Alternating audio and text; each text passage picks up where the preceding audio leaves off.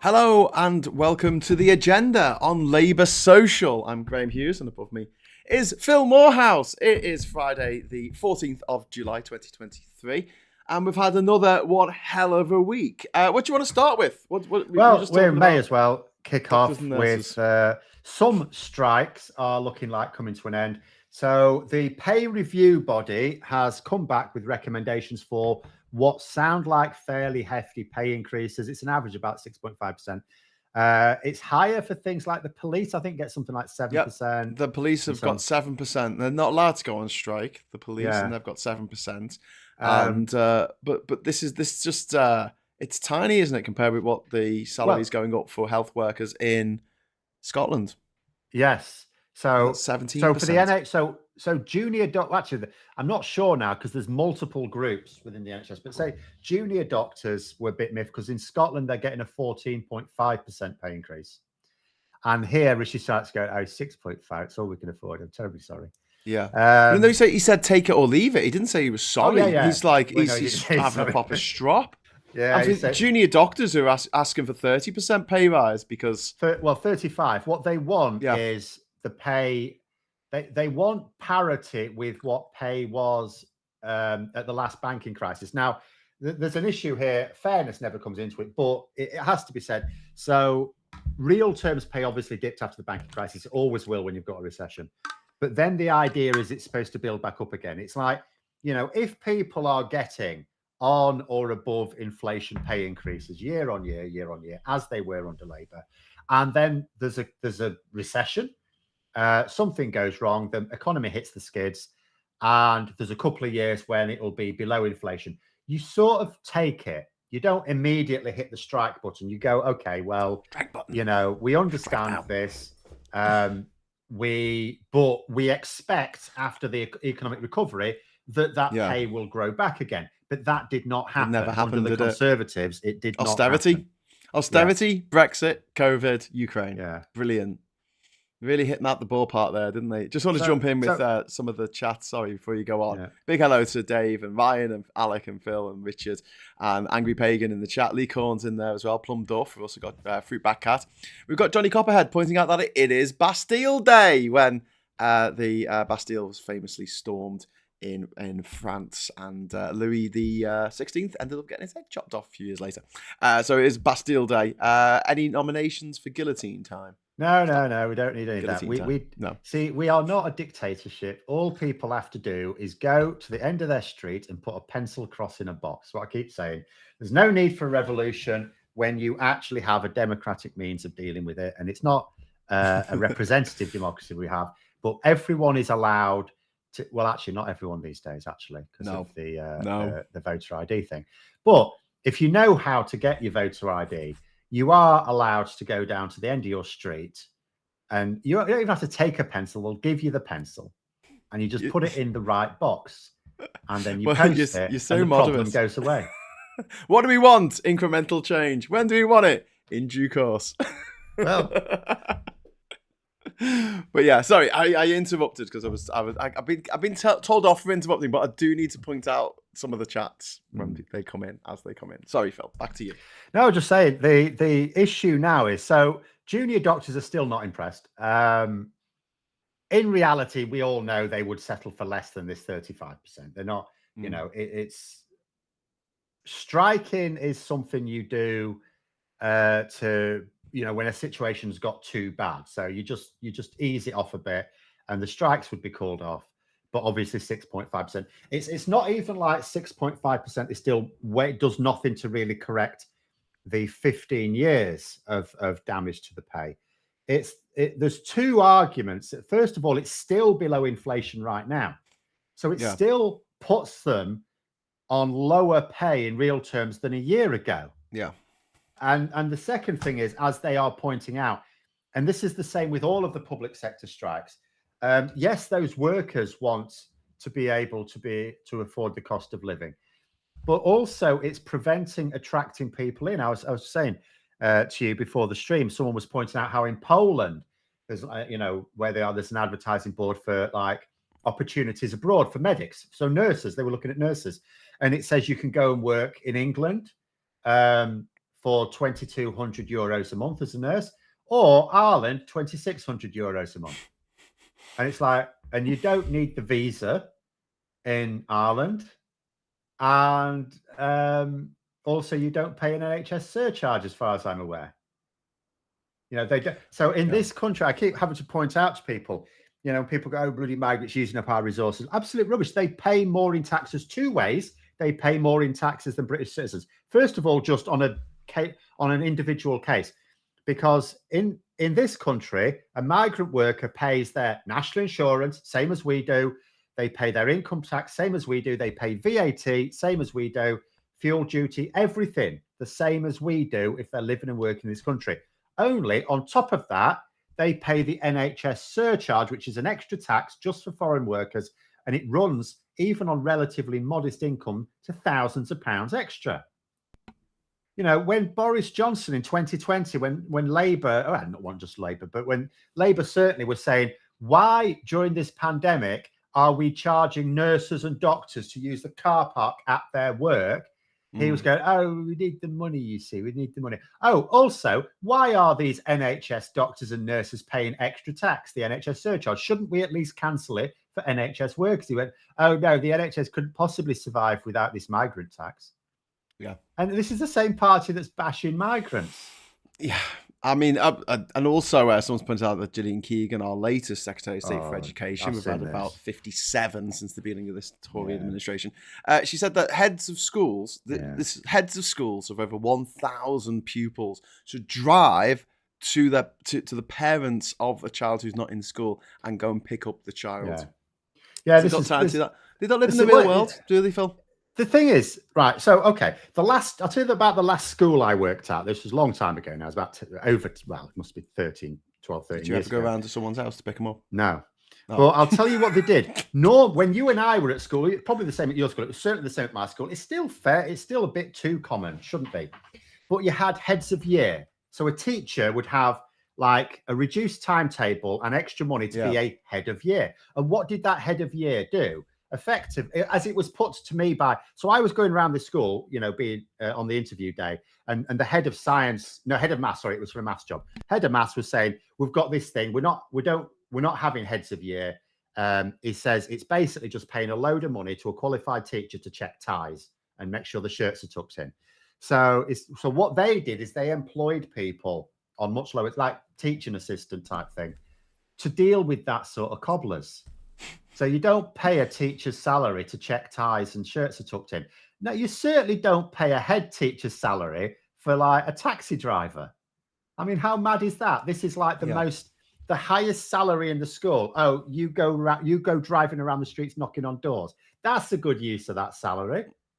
Stupid bloody idea. And she's not even one of the batshit crazy ones, Gillian Keegan. She's supposed to be one of the normal ones. She's one of, but it's all relative, isn't it, Phil? It is, just a big shout out to Johnny Cophead there, £5 super chat. Tories saying public sector pay rises are inflationary, a blatant lie, which is absolutely on the knocker there. And Phil Spicer saying that's another £5 super chat. Thank you. Over £3,000 surcharge on a 5-year route to indefinite leave per person. Barker's also said he'll increase it. And this was the James O'Brien call-in. Now, Phil missed this morning, but I was actually in the supermarket. It's in the Lidl. Doesn't work as well as the Netto. And I was listening in, and there was a guy called, I think it was Andre. I think someone's mentioned him in the chat, who was an RAF. He worked for the RAF. And he was being made to pay thousands of pounds surcharge for using the NHS. And there was quite a posh Australian who called in, a posh Australian woman who her and her husband were both on top tier jobs. So they were paying the highest rate of tax. And the hoops that they had to jump through to stay in the country were just bananas, and they were going to leave. They're building a house in another country, Greece or somewhere, and they're just going to leave. He talked about their child. It's like a 10-year path to citizenship or something. And they had to, as part of their university course, go out the country for 6 months or whatever it was, or a year out. And when they got back, they're like, yeah, you got to start all over again. Yeah. Brightest and best, Phil. Brightest and best. Yeah, well, it's but it's ridiculous. But the latest thing now is, how is Rishi Sunak going to pay for it? He says, so obviously the dispute's not over when it comes to sort of like junior doctors at least. Teaching unions are advising that members take it. The police obviously will accept it. Like Sunak says he's not going to increase borrowing for it, and he's not going to tax the wealthy more for it. Although that's the interesting question for Labour, because obviously what the Conservatives wanted to do was agree a one-off pay. I think some of the deal is partly a one-off as well. I think it's like a pay increase plus a lump sum for some of them anyway. But if it's a pay increase, then obviously that means budget after budget after budget has to feature it in, which means Labour will obviously have to. Because at the moment, what every economist is saying that's looked at these figures is, with the current spending plans, this isn't sustainable. So obviously, Labour will have to increase, because they're not going to cut back. Rishi Sunak should say, oh, it'll come from the existing budget. But here's another thing. It's like, you can believe it. You can believe a Conservative would say that, oh, you can have your pay increase, but you'll have to cut something else. But it won't work because there's nothing to cut. There's nothing left to cut 13 years later. So the money is going to have to come from somewhere. There aren't cuts they can realistically make. And the only thing I can think of is they've had certain sums of money that they've pledged that haven't been spent. We talked this week about the £1.9 billion that Michael Gove gave back to the Treasury because Red Wall Tories couldn't think of anything to spend it on. So, or at least that's my line. They're trying to say 1.9 billion, Phil. That's the same amount of money that Liverpool got in the Objective 1 funding over 10 years. 1.9 billion. And these levelling up grants that we're giving out of just like a couple million by the government to say, oh, we're gonna help you level up. It's just, it's not enough. It's just not enough. Like, the closest I've heard to a defence of it is but that's because it had to have an equal. It was to stimulate private investment, and the private sector had to match it. So what they're saying is the private sector didn't want to invest, even if the government's paying half of it, because you get a much better return around London. And it's like, but who wrote those rules? The government did. So why didn't they just spend? Why didn't they just say, no one's taken us up on this offer, so let's just spend the 1.9 billion pounds? Like, but Phil, I've just written these rules and we have to stick to them. The rules that I invented, we have to stick to them like glue. Yeah, you don't think the Tories do any creative thinking, do you? Well, they just do what they're told to. They don't even do any strategic thinking at the moment. Because as I say, if I am going out canvassing when the general election comes, inevitably I will be at some point. I am going to be saying to anyone, if I can steer the subject onto it, I'm going to be saying, do you not think we should? Do you think housing's all right here? And they'll go, no, they'll always go, no, everyone always goes, no. Oh, that's funny, because Nick Fletcher, your Tory MP, he thought everything was so tickety-boo that there was no need for levelling up. He gave £1.9 billion of levelling up funding back to the Treasury because they couldn't think of anything to spend it on. Nick Fletcher didn't think there was anything worth spending on in Doncaster East. Yeah. Davy Crockett saying it costs £680,000 to send a family of 4 to Rwanda. So likely all the levelling up money is going into that. Well, it's not, because we're not sending anyone. Tim Davis has said unless they can get a court to say that it's legal, obviously it'll now go to the Supreme Court. So unless they can get the Supreme Court to say, yes, you can do it, even then it's probably quite doubtful that will actually happen. But, without that, at the moment, the government cannot actually do it. So we're still giving the money to Rwanda, of course. We're just not sending anyone. It's just madness, isn't it? Just one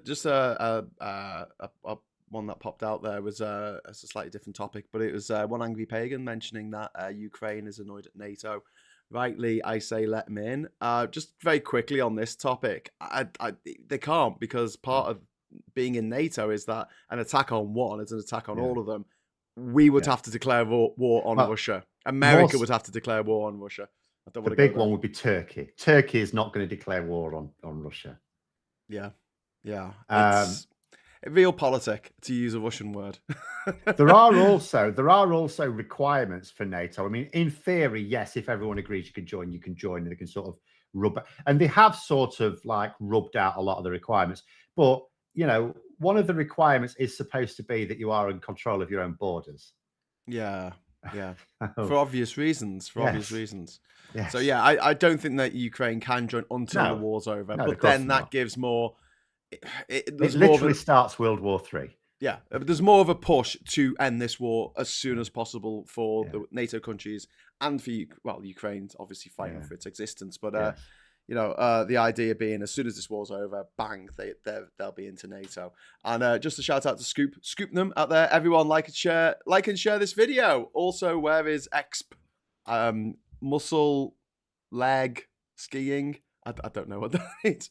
But just to go back onto the doctor's strike, which is what we were talking about earlier. So the doctors. Did you see the front cover of the Daily Mail today? I may have done. I may not have remarked on it. Hold on, let me have a quick flick. I've still got the page open. Oh yeah, I did. Yeah. Callous strikes. Yeah. Will doctors now end this is their word, callous strikes? They put the word doctors and callous. Yeah. This is the same rag that ran pictures of judges and called them the enemies of the people. If it weren't for the Sun, these would be the scummiest paper in the country. It's a low bar, isn't it? It is. One angry pagan has just corrected something, said it meant after the war. I had a limited number of letters. Yeah, they will get into NATO after the war. I'm pretty. We'll have to bribe Turkey again, but yes. Yeah. Oh, okay. Well, let's talk about that for a moment. What did NATO bribe Erdogan with Erdogan?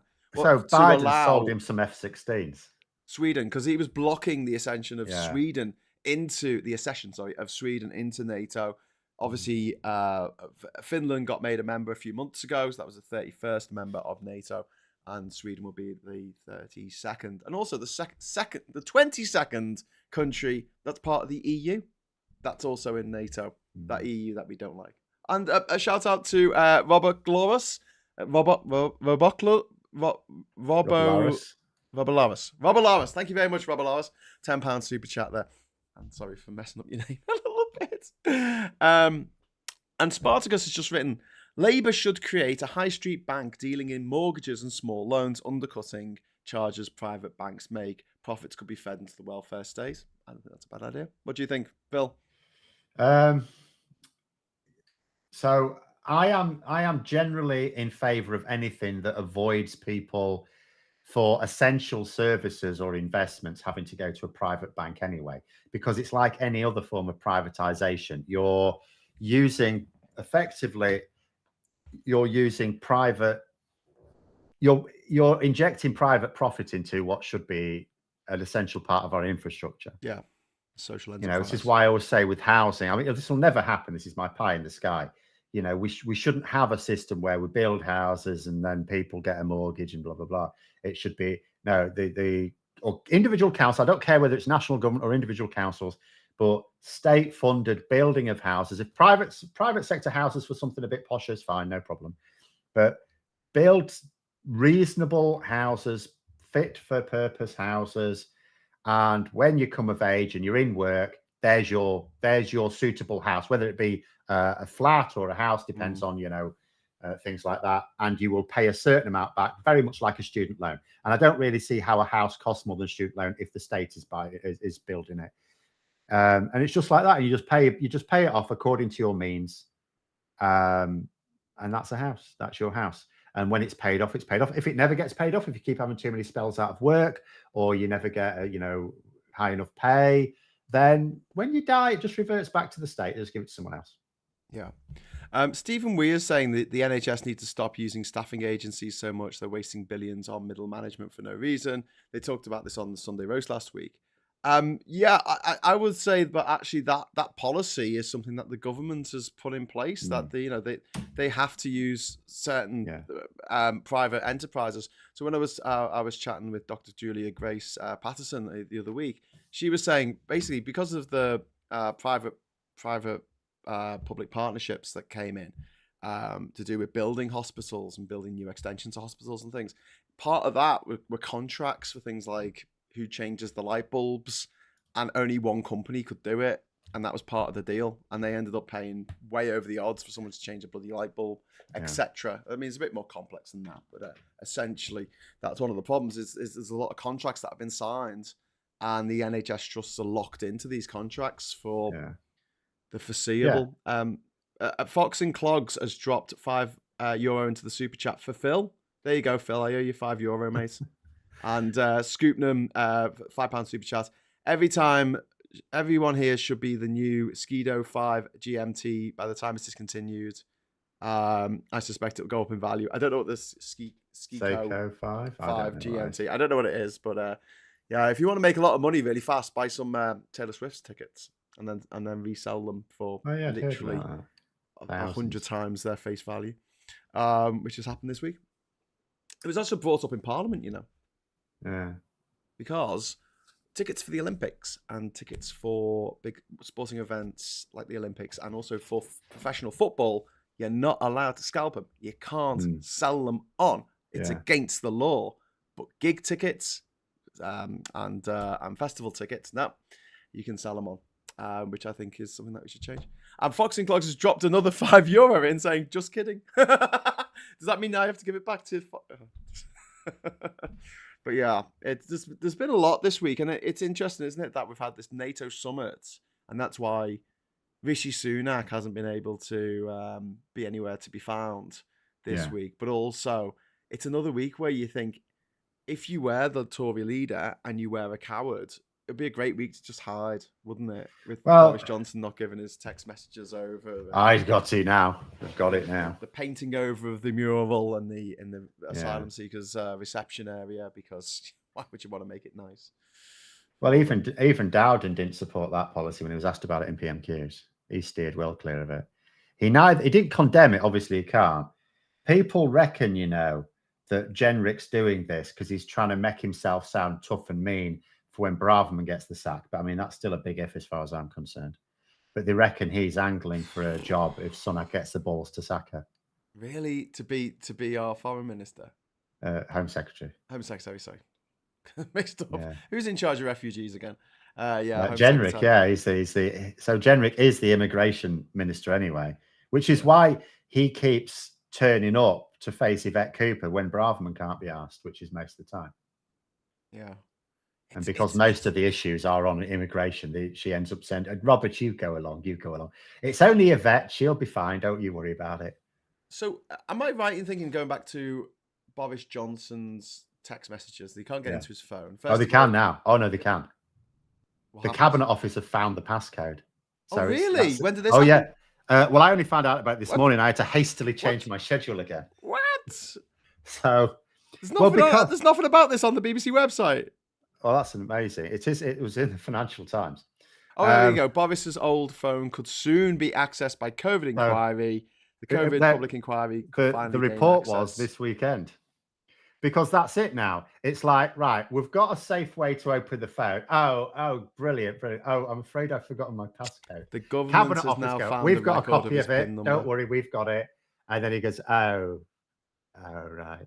And he can't even. This is interesting. What's that? Because it was a 5-year. If it had been a criminal trial, it would be a 5-year maximum sentence for something like this, wouldn't it? Because it's government secrets or government.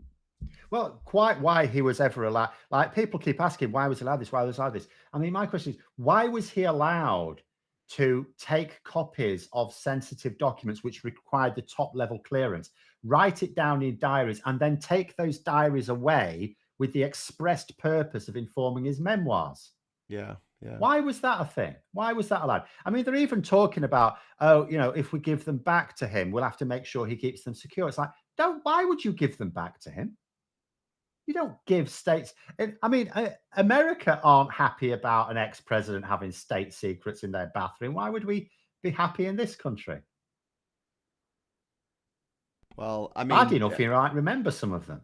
I can't believe some of the things that the Secret Services allow Boris Johnson to get away with, though. Well, because who's the head of the Secret Service? They can't do anything about it. He wasn't when he was foreign minister, though, yeah, was he? But Theresa May was. Foreign secretary. She covered.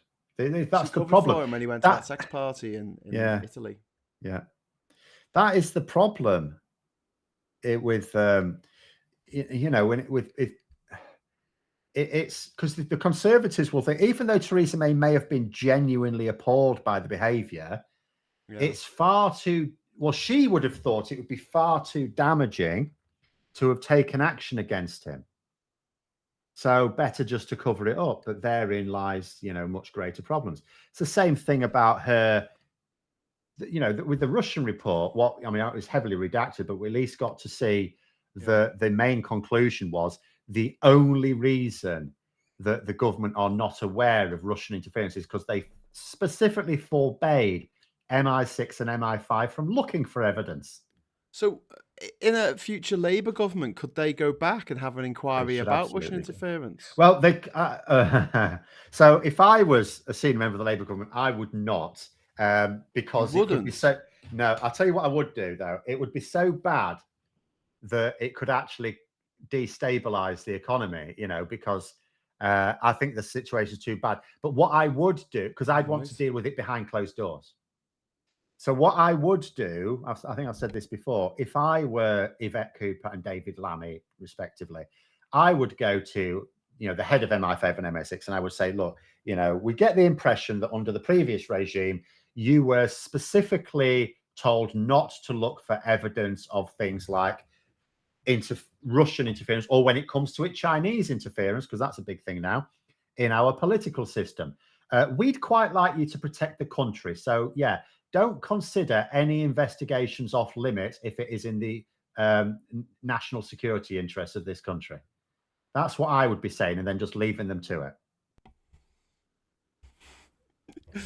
Well, I mean, I would like to see an investigation. I'd like to see the people responsible go to jail. I mean, when I was talking this morning, I got quite impassioned during the morning brew about the fact that people died under this government's watch unnecessarily. You're looking at one of the biggest incidents of effectively corporate manslaughter on record. 300,000 from austerity, it's reckoned at the moment.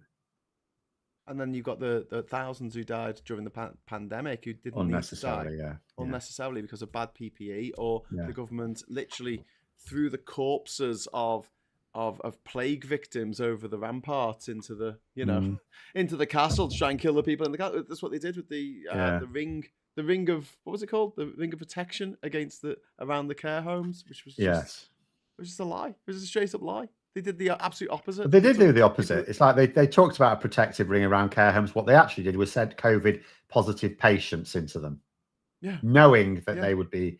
That they didn't know which ones, but they knew some inevitably would be COVID positive. Wow, it's just painful, isn't it? I'll tell you what, Phone Box Chickens just said there about let the bodies pile up.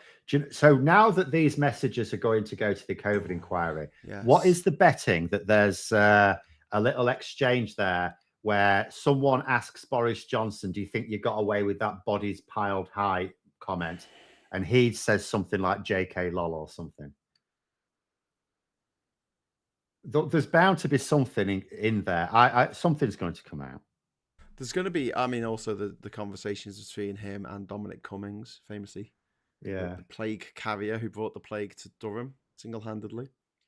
Typhoid Mary of County Durham there. There'll be a discussion about, probably the same thing as what you were saying there.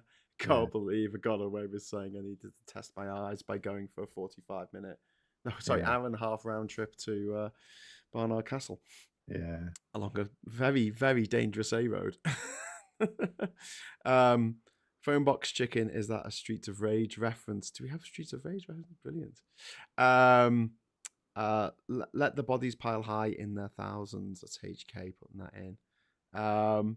And one angry pagan is saying, I'm very curious as how Labour would treat the Foreign Policy Fund. Not really seen anything on Labour's position on foreign policy as a whole. Am I wrong? Well, I've seen Keir Starmer talk about the supporting Ukraine for starters. I mean, Have you? Well, the Keir Starmer's made it clear that he's had no issue with how the government have behaved in terms of military support for Ukraine. So it would remain exactly the same, except, of course, the situation hopefully will be a little bit better by the time Labour come to power.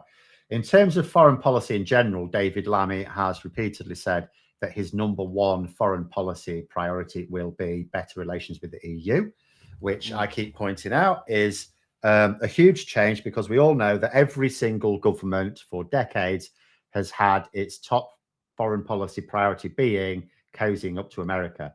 So straight away to have a prospective foreign secretary say, actually, no, our top priority will be repairing relations with the EU is new, completely new. Yeah. There was there was a worrying tweet that was put out by Faisal Islam earlier today about food security and how 1 in 10 people with a newborn are literally starving. Yes. As a result of this government austerity and Brexit. Yeah. I'm trying to find the figures now. I was looking into this. So there's a lot of people being admitted, thousands really, being admitted to hospital suffering from malnutrition in 2023.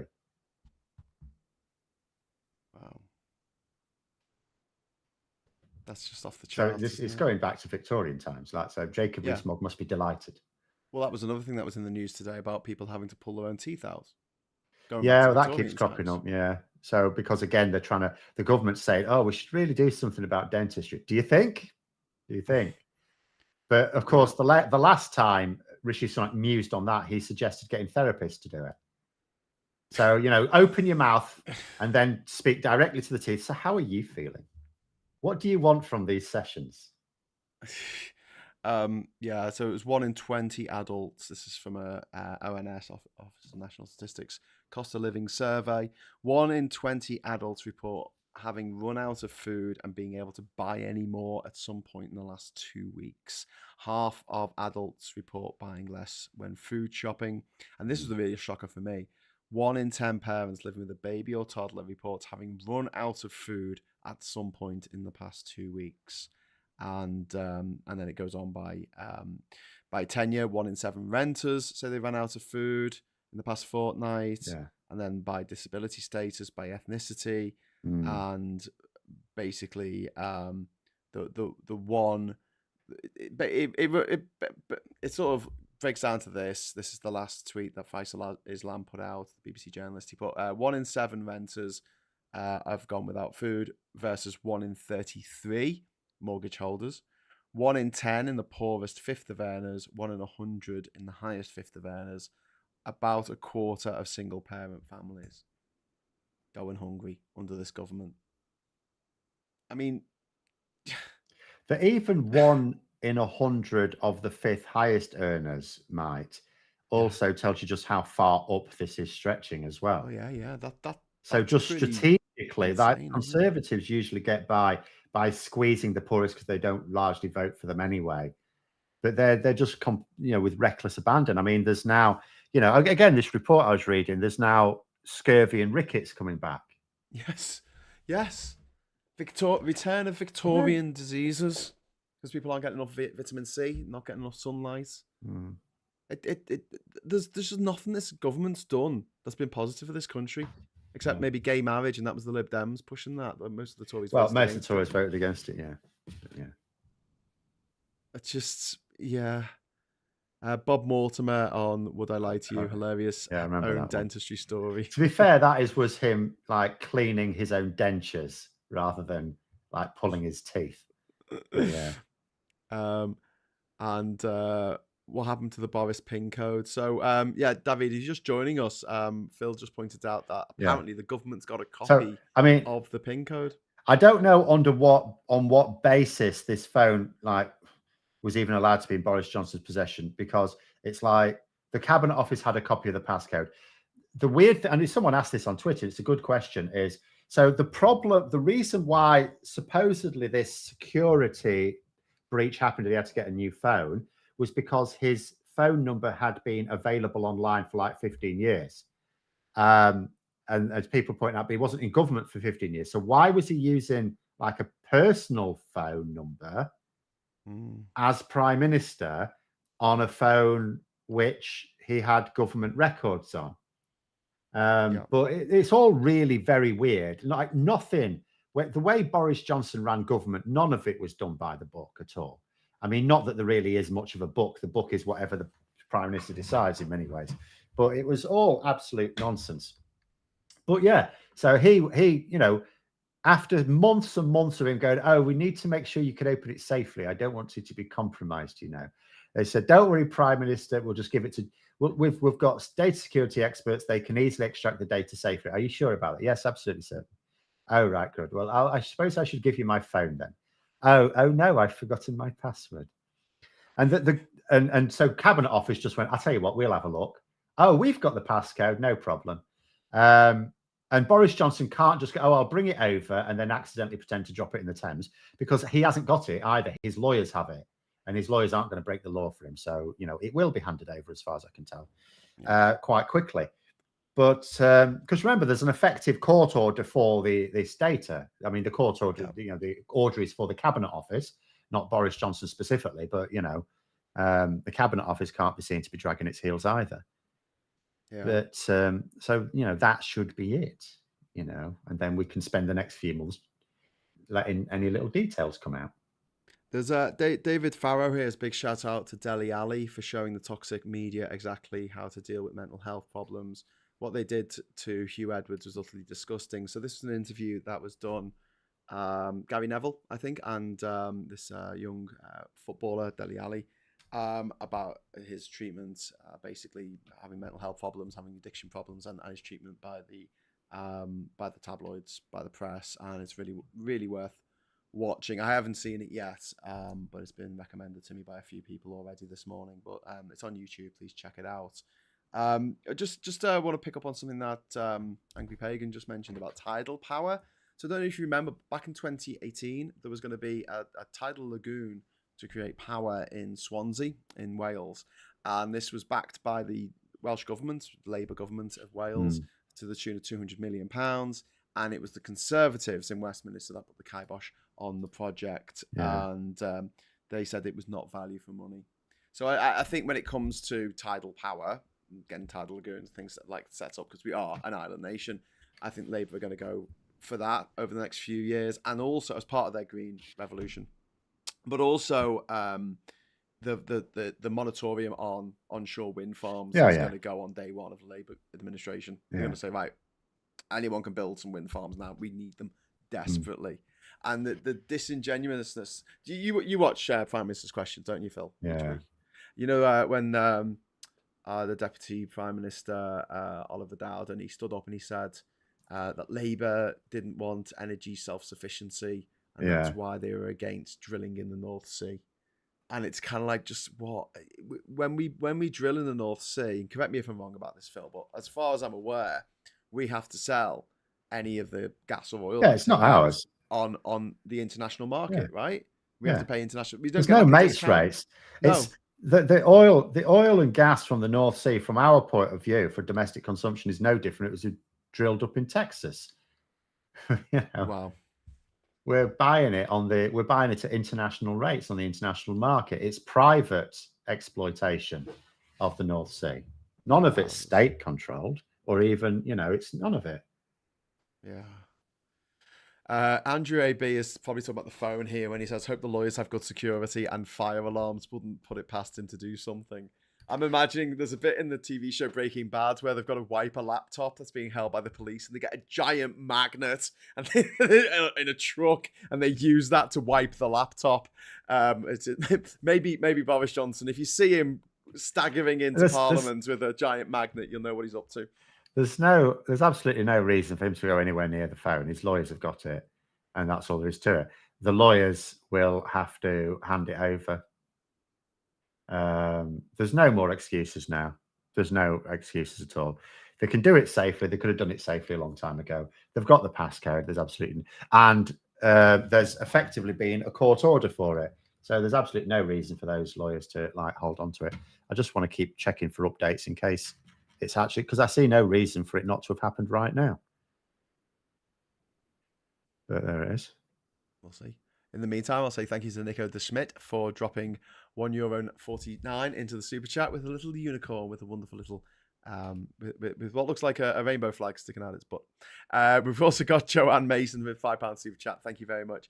I'd like to see an upcoming Labour government subsidise rooftop solar panels and any households which want them. Absolutely 100%. Solar power at the moment is one of the most cost-effective ways of making electricity. Do you know what? They did that as well. So round about the time the Conservatives won, was round about the time, it was just after then, I was teaching well, a few things, but one of the courses I was teaching involved doing a cost benefit analysis of small scale solar and wind, including the solar panels. And do you know what? Every single year I had to change the course because it involved, the calculations involved the government subsidies, and they were just disappearing year on year.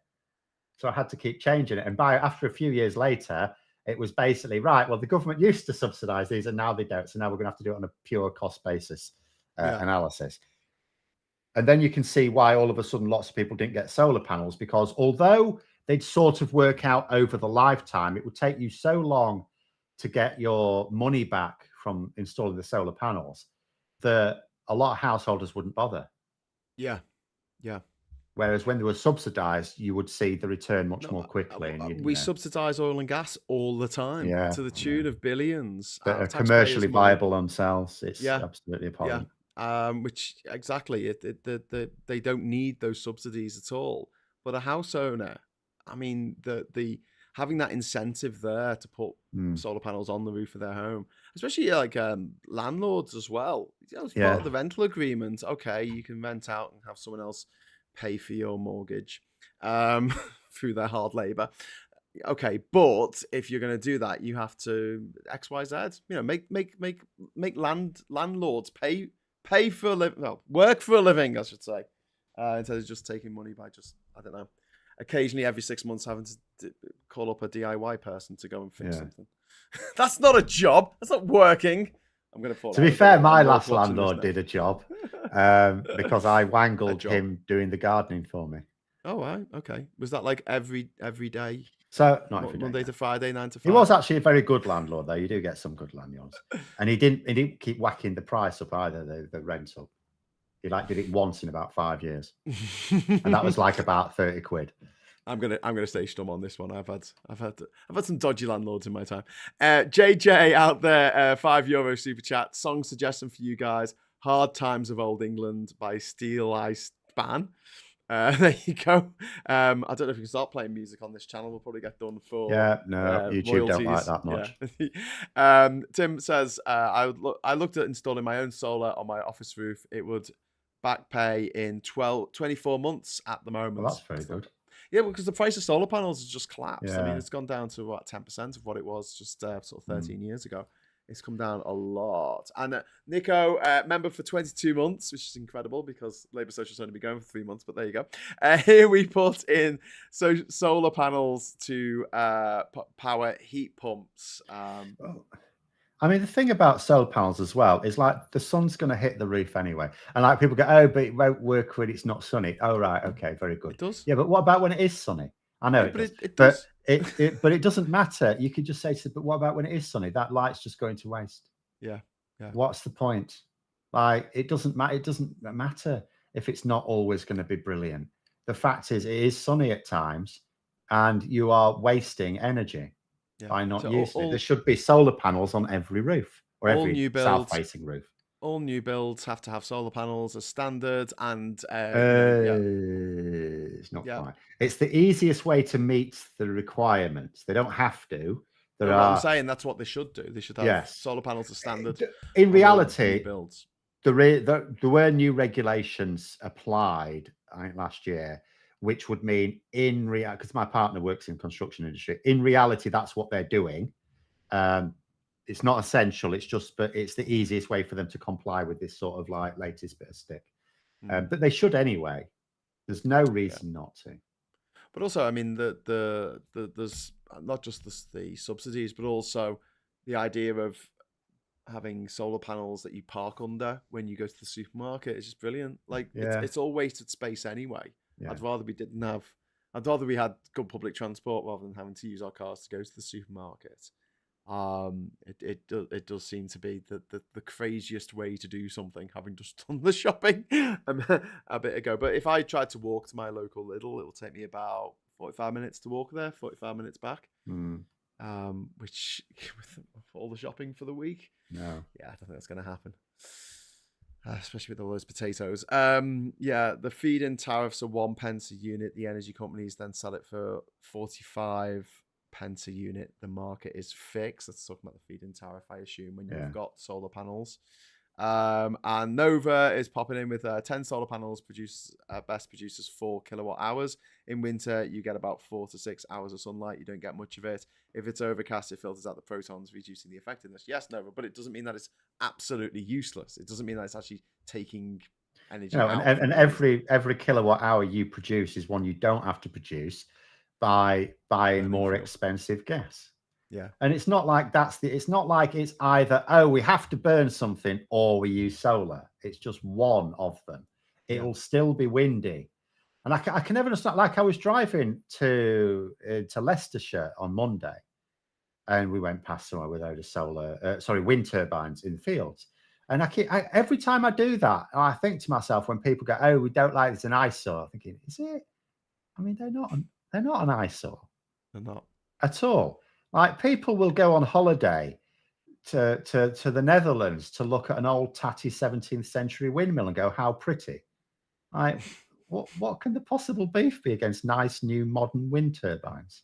I don't really get it myself, especially when we build such absolute abominations with gay abandon in all of our big cities that have no idea of context at all, like ChatGPT, but a building that everyone has to look at every day when they drive into Liverpool city centre, whether they want to or not. And if it makes you a little bit sad every day, that's a lot of sadness for a lot of people for a long amount of time, created by one male, usually, always, architect who wanted to build something really big and really ugly. So I don't know. Small dick energy. I don't know what's going on there. Sorry to any architects in the chat there who really love brutalism and stuff, but I don't. Jup James, one more point pro solar. Solar can be installed very quickly, much easier than building nuclear power plants. That's a very good point. Wind turbines are a lot prettier than power stations. That's from Nicholas. So what are the objections to having more wind turbines in the Mersey estuary out towards Runcorn? Was that it would spoil the view. This is what people complained about. Lots of Tory voters down in Runcorn because it's Cheshire, obviously. You've got Fiddler's Ferry Power Station. So if you're ever coming into Liverpool on the M62, take a look to your left. You'll see a massive power station that's really quite ugly on the horizon that can be seen for miles around, on the M56 as well. And that's fine. That's fine with the big concrete cooling towers. I think it's disused now. I think they've abandoned it, or maybe they've mothballed it in case of emergency. But that's fine. But wind turbines, no, Phil, we can't have them. Well, we're going to have lots of them. Because as you say, as soon as Labour come into power, it'll be right. Okay, you want to build wind turbines? Knock yourselves out. Yeah. Nico de Schmidt is saying that windmills are some issue after they've met their useful lifespan, usually dismantled and buried in the North African desert. That seems like a lot of work to do. Yeah, there needs to be something done about like end of life, dealing with them end of life. But at the same time, having wind power or any of these forms of sort of more renewable power is better for energy security because we're producing our own power, and also greener at source, although obviously there's a carbon cost to the manufacture and end of life. But then there's a carbon cost to the manufacture of a nuclear power plant. Yes, there is. Yes. Or even worse, a coal-fired power plant. I was going to say the coal ones are gone now. I don't think we have it. I don't think we have any, because even Drax now, which is the one near me, which is like the largest in the country, it's biofuels now. They burn peanut husks. So I think that's now completely. I don't think we do. Is there any more coal-fired power stations? I mean, they may be now all gone. Yeah, mostly gas in terms of Daily Blase. All right, Darren Mace is asking, did any of you guys watch Simon Case and the select committee guys this week talk about brutal? Do you know what as well? Nadine Dorries is now seeking legal advice after that little interview. Oh, really? Yeah. Because he dropped her in it and she didn't like it. She takes things very personally, Arnaud. She does. She does. Embarrassingly so. I saw the select committee where they were talking to the person from Thames Water. Oh no, it wasn't Thames Water. It was the. It was the. I mean, Ofwat. Ofwat. That's it. The committee that's supposed to oversee. But didn't she used to work for Thames Water? Wasn't she? Yeah, this is the. There's numerous problems with the regulators we have in this country. One of which is with Ofwat is it tends to be popular. Not only is it getting its guidance from a government that says do what you want, but it tends to be populated by people who used to work for the water companies. Yeah. So yeah, I know. No, it's the Thames Water boss. Refuses to apologise for her time at Ofwat. So she was working for Ofwat and then she went to Thames Water. Yeah, she denied contributing to the financial crisis at the company through lax supervision while running the industry regulator. And they just took her to task on it because she didn't have a leg to stand on. Said, "Do you want to apologise?" She said, "No." Some things really, it should be the Minister of State for DEFRA that should, I mean, they are the ones who are supposed to be deciding how the regulators run, who the appointments are made by, and what their guidance is. Yeah. Hughes says it's fiberglass blades. It's the fiberglass blades, but a company buys them and chips them and turns them into garden furniture. I mean, you can reuse fiberglass, obviously. It can be recycled.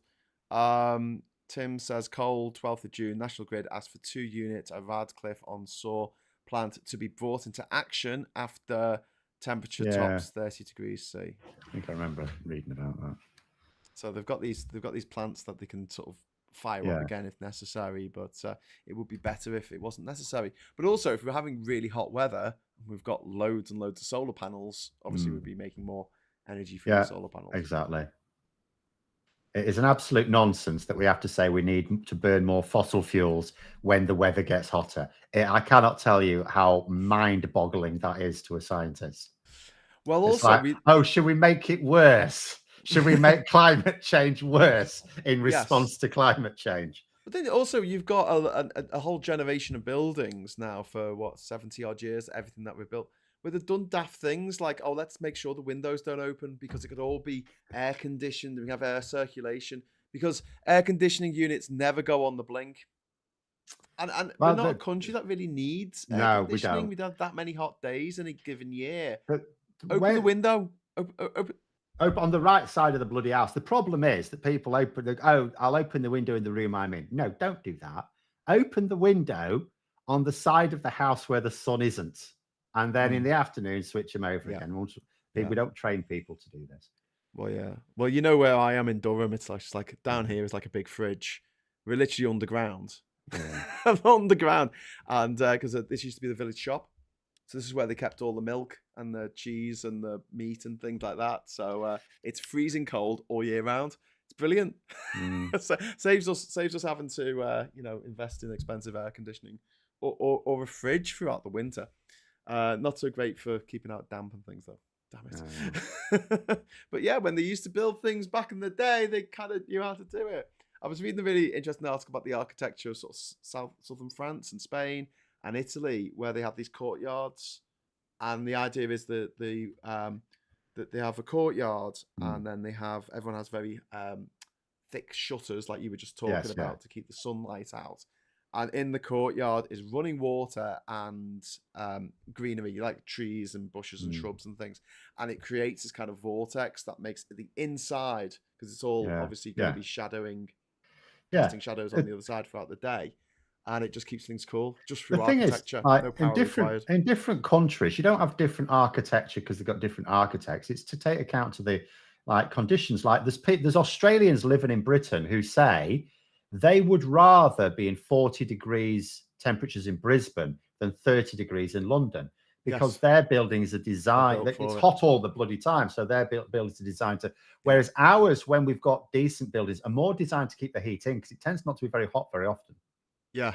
So we've got a bigger problem with the cold Yes, exactly. As we saw over the winter when people were paying thousands of pounds for their fuel bills just to try and keep warm and having to turn off the heating most of the day. I mean, we did that over this winter, because it was literally, do we want to have enough food for the week, or do we want to, stay warm? And although I do this for a living, so, don't earn that much, but Catherine's on a really good wage. I mean, you're talking about people who are doing all right, who are being affected by the Tories. Yeah.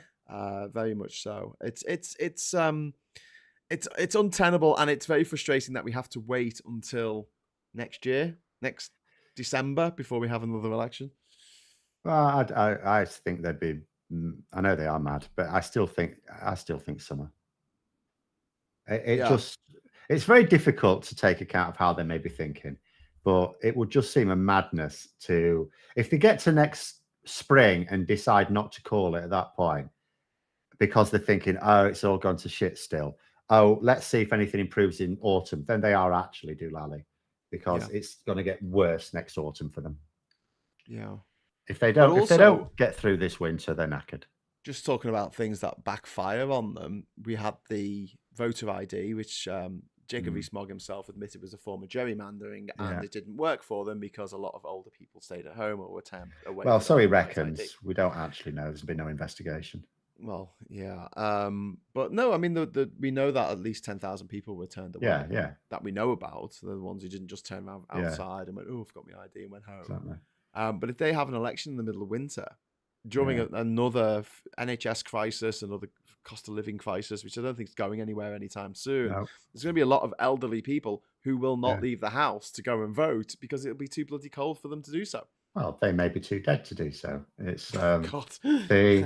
It's but then it's no, it would be mad. They only got away with it in 2019 because everything was in their favor then. Absolutely everything was in their favor. So they when do you remember that journalist showed Boris Johnson on his phone, like people on the floors of hospitals, patients on the hospital floors. Did he take his phone off him? Yeah, he took his phone off him. But he got away with that completely because of just the election was about everything else. Whereas, so instead of being on the economy and on healthcare, it was on literally mad things. So the next election is going to be on much more normal ground. Yeah. So the Conservatives are buggered. And also, Rishi Sunak is truly awful at every social interaction he takes part in. He is. Did you hear he was a coke addict, and the best coke comes from Colombia? I heard something like that. He's off the chart. He really is. He's like an alien. He's like an alien who's just come to Earth and is trying to pretend to be human. Yeah, he is better than Liz Truss. That's the best I can say.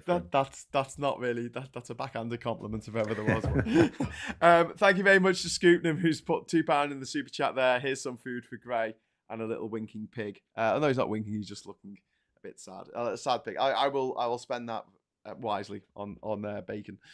Being dead is no excuse. Have you not seen Weekend at Bernie? Says out in 125. That's a blast from the past. Well, it might end up getting like Donald Trump. Do you remember in 2016, Donald Trump? And it was sort of said in a way that you might think, well, he's probably joking, but he's probably not. Where he was saying, you go out and vote, you get. I don't care if you're ill. I don't care if you're sick. You get yourself out and vote for me. Yeah. And it'll be almost like you can imagine Rishi Sunak having to do the same thing if he goes for a winter election. I don't care if you slip on the ice and break your good hip. Get yourself to that voting station. But I mean, there are a lot of Tories or Tory voters, I should say, who are still. I hate everything to do with this modern iteration of the Tory party, but I can't bring myself to vote for Labour. I mean, you'll get that. I mean, you will get that. There's people on the other side that will say the same thing as well. It's just distressing that it's like a quarter of the population. What is going on? I'm trying to find the latest polling. Rishi is Mr. Potato Head with ChatGPT embedded, says Lee. He is. The way he interacts is very, very similar to AI. The way he responds, it's like he's taking in all this information with no context whatsoever on what generally people would expect him to say, and he just says it again and again and again. Fruitbat Cat, I've already voted. Oh, brilliant. It looks like Fruitbat Cat is in one of the constituencies that's having a by-election. The postal ones would have gone out last week. So it's in what, I mean, this time next week we will know. But it is very likely, I mean, it is very likely that the Conservatives will lose all three at this rate. And so these three, this is for Boris Johnson's, Nigel Adams, and who's the third? David Warburton, the coke fiend. He was the one with the tray with the coke. Yeah. Right? Oh, no, it was dandruff, apparently. He likes to organise his dandruff in lines. On a metal tray. Yeah. Okay.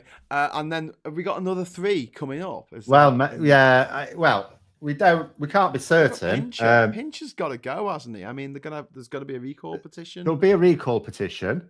You would think it'll be filled, but all I will say is we're only 2 weeks away, 2 and a bit weeks away from Ferrier's, the end of that recall petition, and it hasn't been filled yet, as far as I know. So, you can't be certain. I'm amazed that it's taken this long to get the 10% in. But she's the SNP. She's the former SNP one. Yeah.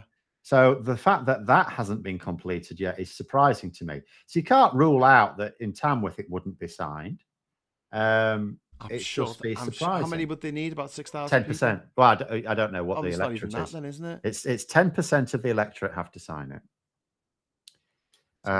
So it depends on what the electoral roll stands at. But I mean, Labour must, as soon as it goes out, you would think Labour will be leafleting the place saying, "Oh, there's a recall petition. You could do this thing to put your name on it, and we can have a by-election." And then Nadine Dorries, I mean, when is she going to resign? Like, it's I'm now thinking she might resign during the Tory party conference. Because her book comes out a few days before. Oh, well, there you go. So she's obviously targeting the conference to cause shenanigans. Well, Tamworth is an electorate of 72,544, so that's 7,244 vote signatures. So if someone was so minded, could they walk around Tamworth knocking on people's doors and asking them to sign the recall petition? It's like a book of condolence. It's at specific locations. Yeah. So, but you can inform people that it's going on and where to go in their local area to go and sign it. Okay. So do you want to do that? No. Labour the local Labour Party, if they want to win the seat, I'm sure they've got people to go around doing. In fact, they just leaflet. Surely you just leaflet. Yeah. Because it's not part of the campaign spending because there's no campaign. So they can just leaflet. It don't cost much to leaflet. But I was chatting with Josh Russell of the Movement Forward the other day, and he was telling me that as far as the Electoral Commission is concerned, once you the amount you spend on an election is backdated from the date of the election by 1 year. So technically, we could be in that period now. So anything that Labour spends, is that right? That doesn't sound right. It's 12 months. Yeah. That sounds weird. Yeah. Okay. And also, he was talking about if Reclaim and Reform the UK team up, then the Electoral Commission might see them as one party, and that would halve their budget that they're going to spend. To be honest, they're never going to spend their budget anyway. But leafleting, I mean, if you've got the people to actually physically, most of the cost of leafleting is paying someone to go and put them in letterboxes. If you've got the activists to do that, the actual cost of printing a leaflet's nothing. Yeah. JJ's pointing out that 501 people watching haven't hit the like button. In fact, we've got 667 people watching at the moment, according to my stats. But yes, 672. Yours would be more accurate. If you wanna smash the like button, everyone says you have to smash it, but then that might break your phone or whatever you're watching this on your tablet. So please don't smash up your equipment to do it. But if you would give us a like on the way out, because we're gonna have to wrap it up soon, Phil. It's past 2 o'clock. Because time really flies when we're doing these things, doesn't it? Yeah. So, are you joining us for Labour Social this evening? Or I am out this evening, smashing things with orcs. Yeah. Do you, when you like interact with gamers and people who play Warhammer and stuff, do you ever come across many Tories who are quite No. and know Do you know what? The At the gaming club in Scunthorpe, I don't like get, because obviously I don't want to make anyone feel uncomfortable, but people frequently talk, just talk politically. And if there are any Conservatives there, they're keeping well quiet, because anyone who ever expresses any view on the government or the Conservative Party does so in incredibly loud and forcefully negative terms. Goody. Yeah, okay. So someone say smash, says Duke Vengeance. Okay, well, I'll be back at 9 o'clock tonight for the Labour Social with our special guests, who I will reveal later. But just left to say thank you to everyone in the chat. Thanks to everyone who dropped a super chat in there. Thanks so much for Phil, to Phil even for coming along. And is there anything else you want to add before we sign off? No. I mean, we could go on forever, but that's a good place to finish. Okay, cool. All right. So until next time, I'll say hello, good evening, welcome, and goodbye.